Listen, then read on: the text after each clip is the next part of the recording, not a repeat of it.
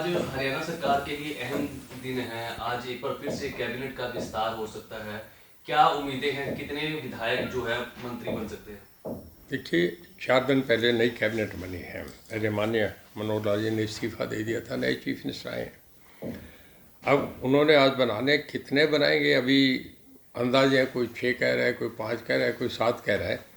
ये जिन लोगों को बनाया जा रहा है उन्हें मैसेजेज आ जाते हैं कि आप अपने साथियों सहित कैबिनेट के लिए आपका शाम को ज्वाइनिंग है, पहुँचें। जिन्हों शाम को खबर लग जाएगी।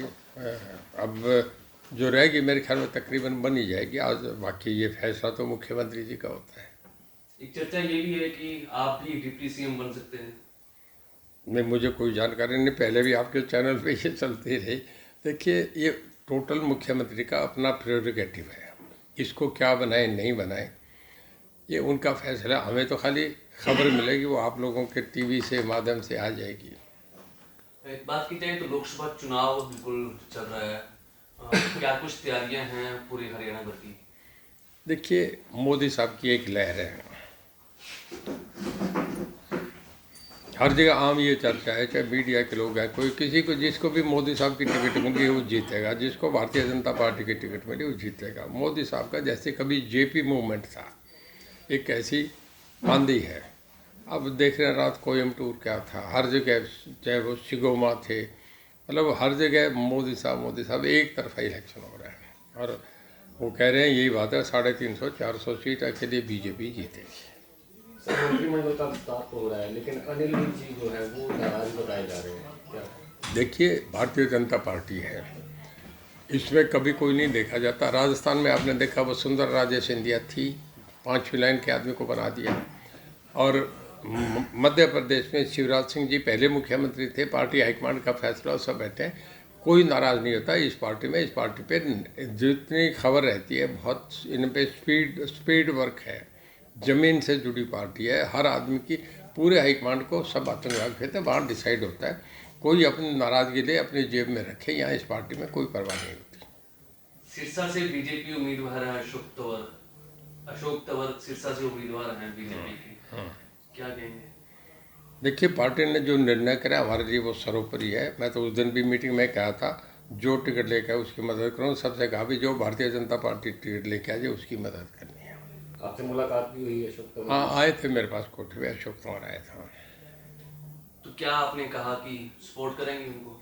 बिल्कुल, मेरा आशीर्वाद लेने आए। मैं कहने का आशीर्वाद है, हमारा पूरा मदद करेंगे, कोई दिक्कत नहीं। मैं तो आपकी बिना गैर हाजिरी में भी अशोक में कहा था कि मदद करूँगा। चर्चाएं ये कि कुमारी शैलजा सिरसा से उम्मीदवार हो सकती हैं।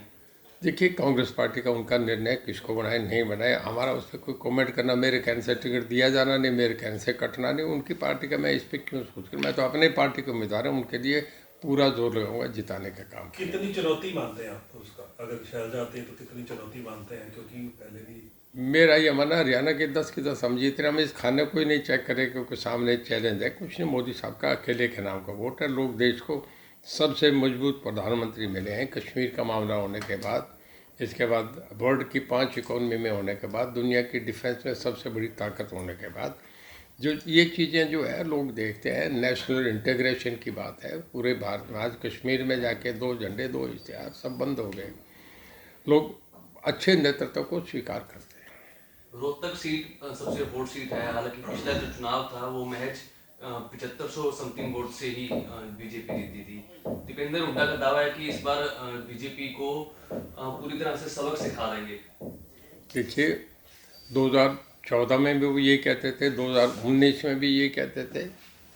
और मैं एक बात बताना चाहूँगा, जो उनके सबसे बड़े नेता हैं राहुल गांधी, उनकी अपनी स्टेट में 80 सीटों में 2 सीटें आई थी पिछले चुनाव में, और अब वो वहाँ छोड़ के जा रहे हैं। जब सेनापति भी कमांड छोड़ के दूसरी जगह चला जाए, सुरक्षा कवच में चला जाए, तो फिर उस फौज की क्या होगी?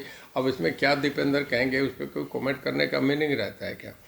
जब खुद वो सिक्योर नहीं, अपनी रायबरेली अमेठी रैली छोड़ दी, तो अमेठी मेरठ आपका रोहतक कोई मीनिंग थोड़ा ही है। कौन सुनेगा? मोदी का एक तरफा चैलेंज।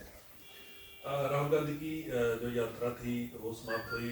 महाराष्ट्र में बड़ी रैली करी उन्होंने, विपक्ष के नेता वहाँ इकट्ठे थे। उन्होंने एक बयान दिया कि राजा की जान ईवीएम में है। राजा की जान जो है ईवीएम में है, उन्होंने EVM में। कटाश किया। ये आप इसको कैसे देखते हैं? और जिस तरह से इंडिया गठबंधन इकट्ठा हो रहा है, सीट शेयरिंग भी हो रही है, तो कितनी चुनौती मानते हैं आप इसको? देखिए, शब्द कौन कैसा इस्तेमाल करे, सिविलाइज सोसाइटी है, जो आदमी ठीक बोलेगा उसे लोग पसंद करेंगे। देखिए, ये कोई वो तोता तो है नहीं, लोग फैसला करेंगे, लोगों ने वोट देना है। एक ईवीएम थोड़े, ये लाखों ईवीएम लगेंगे, हर जगह लगेंगे, हर स्टेट के अलग अलग रिजल्ट आएंगे। तमिलनाडु में कुछ रिजल्ट हैं, वेस्ट बंगाल के कुछ रिजल्ट हैं, उत्तर प्रदेश, गुजरात, मध्य प्रदेश, राजस्थान, हरियाणा, दिल्ली, हिमाचल के रिजल्ट अलग हैं।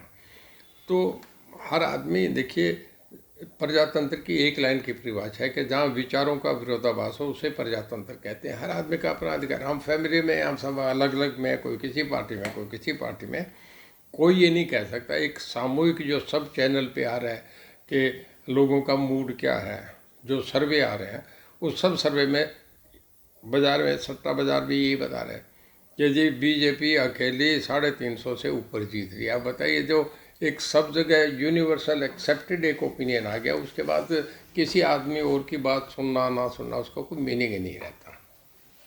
सर, बीजेपी और जेजेपी का गठबंधन था, टूट गया। अब जेजेपी का क्या भविष्य देखते हैं? देखिए, जब गठबंधन हुआ तब जेजेपी ने डिसाइड करा, जाके रातों रात ही गठबंधन हो गया और रातों रात ही अलग अलग हो गए। अब मतलब किसी को खबर ही नहीं थी मॉर्निंग के शाम को ये होगा। अब उन दो नेताओं की आपस में बात होती है। जेजेपी के हाईकमांड ने दिल्ली जाके बात करी, दिल्ली में फैसले तय होते हैं। अगर कोई यहाँ किसी से पूछा जाता है तो माननीय मनोहर लाल जी से या हमारे मौजूदा मुख्यमंत्री हैं उनसे पूछा जाएगा। जो बातें उन्होंने तय करनी, उसमें हम क्यों जाग के देखें, जो छप जाएगा देख लेंगे।